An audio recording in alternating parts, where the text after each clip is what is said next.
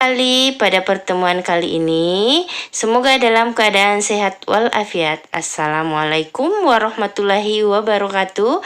Salam sejahtera bagi kita semua. Ingat selalu berdoa sebelum belajar. Penjelasan kali ini yaitu tentang teks eksplanasi atau disebut juga dengan teks penjelasan pada mata pelajaran Bahasa Indonesia tema 3 Tokoh dan Penemuan, subtema 2, pembelajaran 3, kelas 6, semester 1. Nah, setelah menyimak video ini, kalian dapat mencapai suatu tujuan pembelajaran, yaitu yang pertama, siswa mampu menyebutkan informasi penting dari teks eksplanasi yang dibaca dengan benar. Yang kedua, siswa mampu mempresentasikan informasi penting dari teks eksplanasi yang dibaca dengan baik. Nah, sebelum kita membahas lebih lanjut tentang teks eksplanasi, kita akan mengenal dulu jenis-jenis teks. Yaitu teks yang pertama ada teks narasi. Teks narasi adalah karya tulis yang menceritakan atau menjelaskan suatu peristiwa secara detail berdasarkan urutan waktu. Yang kedua, ada teks deskripsi. Teks deskripsi merupakan suatu karya tulis yang disusun dengan cara menggambarkan benda, objek, tempat, atau peristiwa secara jelas. Yang ketiga, teks persuasi.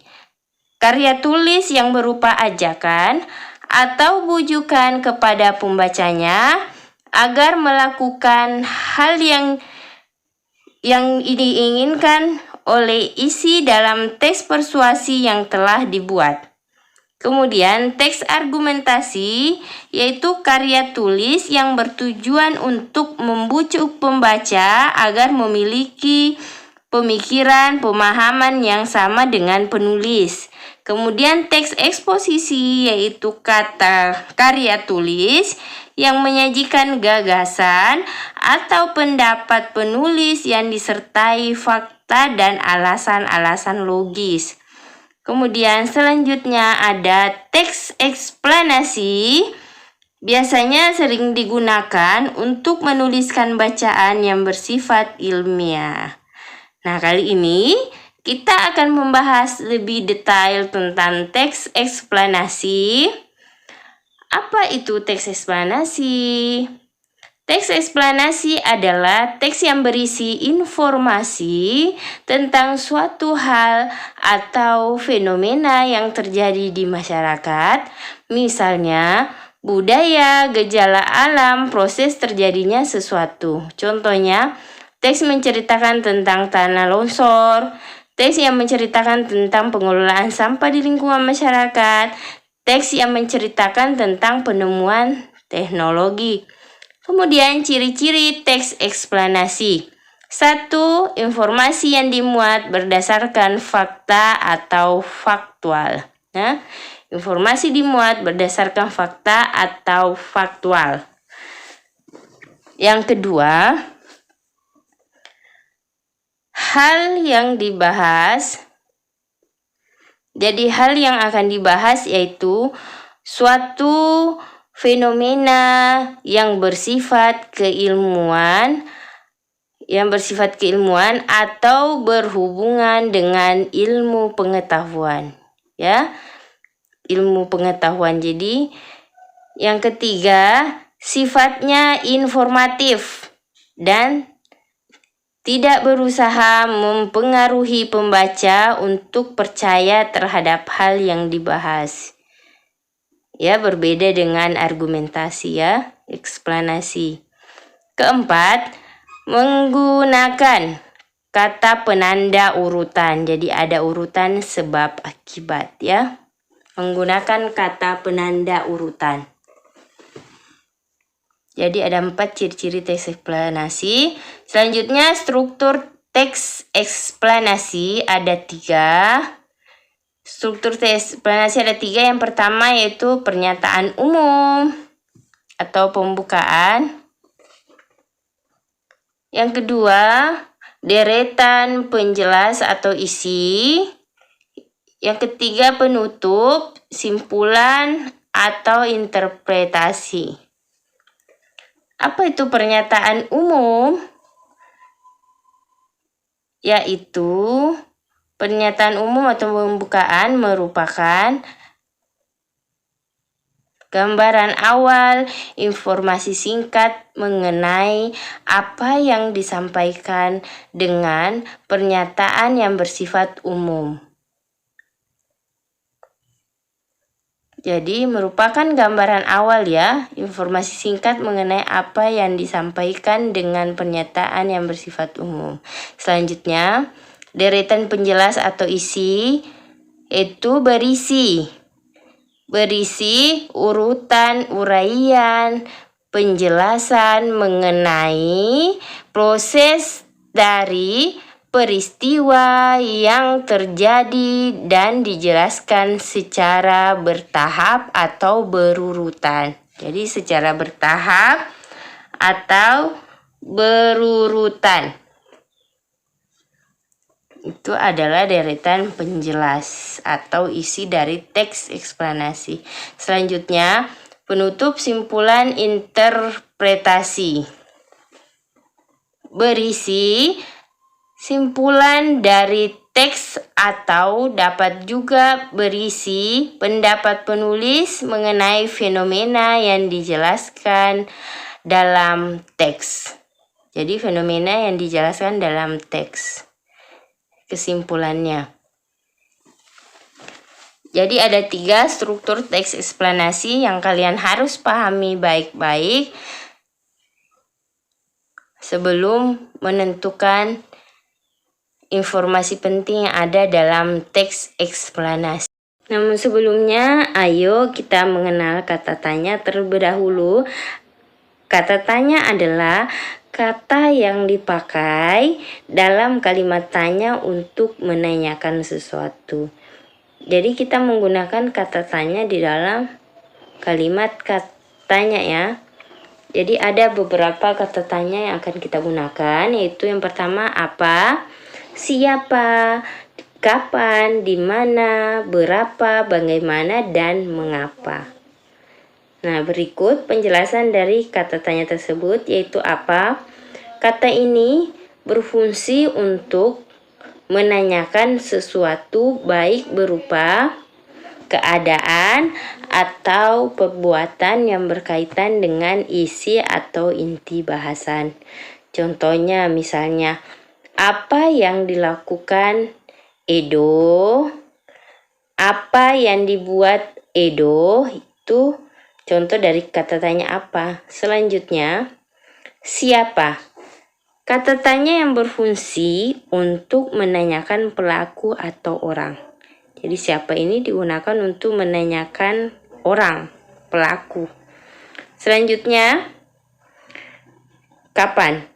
Kata tanya yang berfungsi untuk menanyakan waktu peristiwa terjadinya sesuatu. Jadi kapan ya?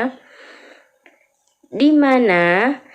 Di mana ini adalah kata tanya yang berfungsi untuk menanyakan tempat suatu peristiwa berlangsung. Jadi di mana tempatnya ya? Mengapa? Kata tanya yang berfungsi untuk menanyakan alasan atau sebab sebuah peristiwa terjadi, menanyakan alasan. Bagaimana? Kata tanya ini berfungsi sebagai kata yang menanyakan cara atau proses sebuah peristiwa berlangsung, serta menanyakan keadaan atau kejelasan suatu hal. Jadi menanyakan penjelasan. Nah, selanjutnya berapa? Kata tanya yang berfungsi untuk menanyakan banyak jumlah atau satuan. Nah, kita akan menggunakan kata tanya tersebut untuk mencari informasi penting dalam teks eksplanasi. Dalam teks eksplanasi juga terdapat banyak informasi penting yang dapat kita peroleh. Informasi penting itu biasanya dimuat dalam ide pokok, kalimat utama, atau simpulan dalam setiap paragraf. Jadi, ide pokok, informasi penting. Nah, Cara menemukan informasi penting dalam teks, khususnya teks eksplanasi ya. Yang pertama, membaca teks dengan seksama. 2. Memahami pernyataan umum terlebih dahulu. Tadi Ibu sudah gambarkan struktur teks eksplanasi. Memahami informasi penjelas dan pendukung. Memahami kesimpulan yang ada di bagian akhir. Jadi itu adalah struktur dari teks eksplanasi tadi ya. Selanjutnya, carilah informasi penting pada kalimat utama, ide pokok, atau simpulan paragraf. Nah, untuk mencari tadi itu gunakan kata tanya yang telah Ibu jelaskan tadi. Nah, kalian masih ingat?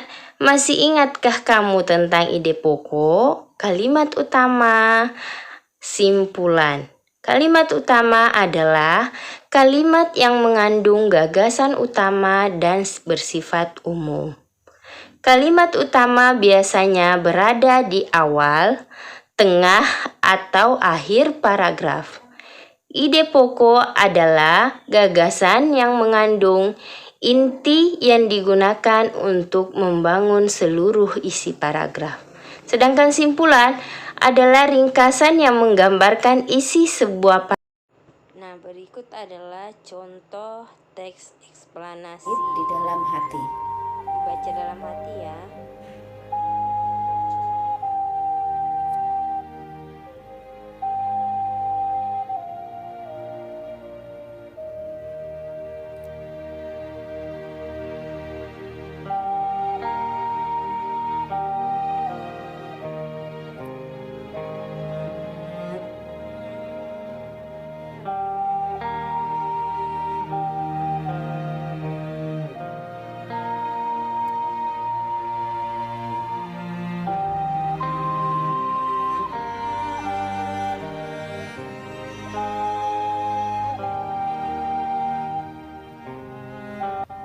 Menentukan informasi penting dari teks eksplanasi si kotak ajaib. Paragraf 1, informasi pentingnya atau topik masalahnya adalah John Ladsberry lahir di Skotlandia 13 Agustus 1888. Ia adalah penemu televisi. Bart mendemonstrasikan televisi di Royal Institute London untuk pertama kalinya pada tahun 1925.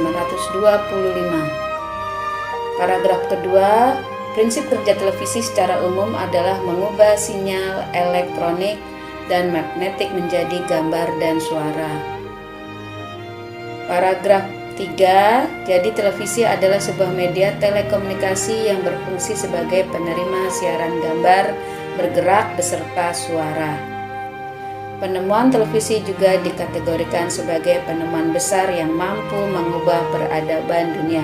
Ini adalah kalimat penutup atau kalimat kesimpulan dari penulis. Perhatikan penggalan-penggalan kalimat bercetak miring pada teks si kotak ajaib, tuliskan pada kolom ini. Tadi di paragraf 1 banyak kalimat yang bercetak miring, menandakan bahwa kalimat tersebut tidak efektif. Kalimat pertama, kalimat kedua, kalimat ketiga. Kita bahas letaknya di mana sehingga disebut tidak efektif. Kalimat pertama, mari kita perbaiki. Di situ ada penemu yang pada kesempatan itu untuk pertama kalinya dicetak miring. Ini adalah tidak efektif. Bagaimana memperbaikinya? Nah, dari kata penemu itu berarti adalah orang yang pertama kali. Sementara di sini ada kata penemu, ada kata pertama kali. Berarti mubajir. Kemudian ada kata yang pada kesempatan itu. Kalau ada kata yang pada kesempatan itu berarti merujuk ada sebuah kalimat sebelumnya. Sementara sebelumnya tidak ada kalimat apapun yang menjelaskan kesempatan. Nah, berarti yang tidak efektif kita hilangkan dengan cara memberi tanda merah. Kemudian yang merah itu berarti bakal dihilangkan. Kalau dihilangkan maka menjadi kalimat efektif sebagai berikut.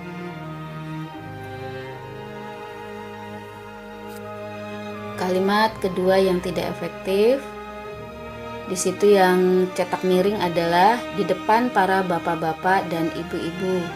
Nah, sementara para itu menunjukkan bahwa banyak. Sementara bapak-bapak berarti banyak, ibu-ibu juga banyak. Kalau sudah menggunakan kata para, tidak perlu bapak-bapak atau ibu-ibu. Jadi pilih satu, para bapak dan ibu atau bapak-bapak dan ibu-ibu. Berarti yang salah kita tandai, maka perbaikannya adalah ketiga yang kita perbaiki adalah yang digarisbawahi, lalu televisi, kemudian terus. Nah, lalu sama kemudian ini sama-sama kata konjungsi atau kata sambung. Dalam satu kalimat, bahkan belum sampai satu kalimat penuh sudah ada konjungsi dua, berarti mubajir. Maka pilih yang mana yang harus dihilangkan, lalu atau kemudian. Nah, yang kita hilangkan adalah lalu, jadi yang kita pilih kemudian. Maka perbaikannya adalah sebagai berikut. Nah, setelah kalian menemukan informasi, sekarang kalian menyampaikan informasi dalam teks eksplanasi. Nah, bagaimana caranya? Yaitu ada dua cara. Yang pertama secara lisan, yang kedua secara tulisan. Nah, menyampaikan informasi dalam teks eksplanasi secara lisan dapat memperhatikan hal-hal berikut ini. 1. Sampaikan informasi tersebut dengan suara nyaring. Jadi suara nyaring ya. Yang kedua,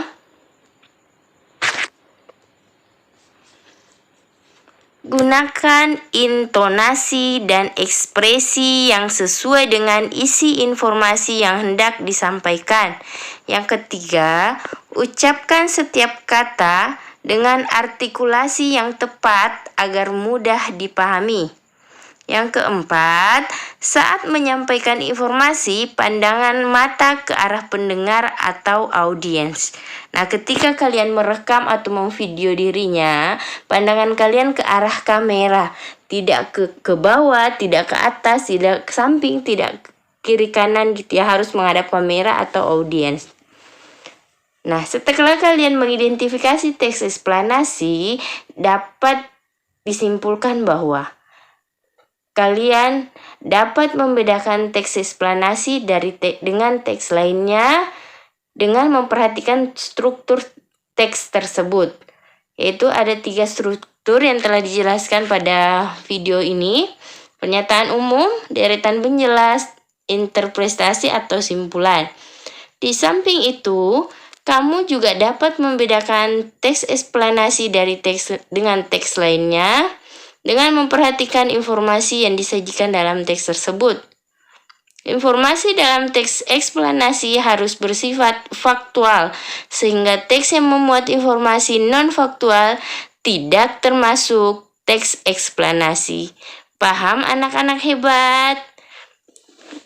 Nah, kalian telah memahami materi-materi yang ada dalam video. Jadi tugas-tugas kalian dapat kalian kerjakan. Perhatikan contoh-contoh yang ada di dalam penjelasan tadi. Cukup sekian video pembelajaran kali ini. Semoga apa yang Ibu sampaikan dapat bermanfaat. Kalian dapat mengisi LKPD sebagaimana contoh yang ada dalam video tadi. Mohon maaf apabila ada salah kata. Ibu akhiri, sekian dan terima kasih. Assalamualaikum warahmatullahi wabarakatuh. Jangan lupa video ini di like, share, dan subscribe. Bye.